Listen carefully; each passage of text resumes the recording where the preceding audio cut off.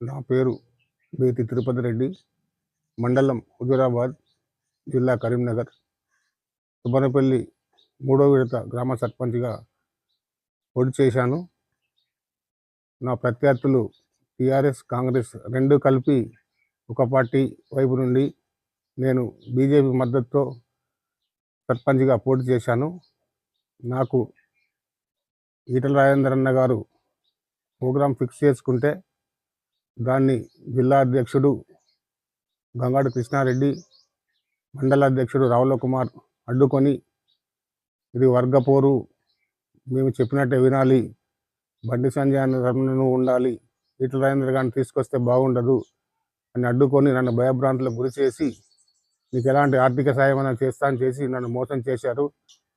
తర్వాత నాకు ఎలాంటి ఆర్థిక సాయం కానీ, ఎలాంటి మద్దతు కానీ నాకు దొరకలేదు. నేను కేవలం వారి అసమర్థత వల్ల 165 ఓట్ల తేడాతో ఓడిపోయాను. నా ప్రత్యర్థికి 856 ఓట్లు వస్తే, ఈ 2 పార్టీలు కలిపి నా ఒక్క పార్టీకి, నా ఒక్కనికి 718 ఓట్లు వచ్చాయి. దయచేసి ఇది మీరందరూ అర్థం చేసుకోవాలి.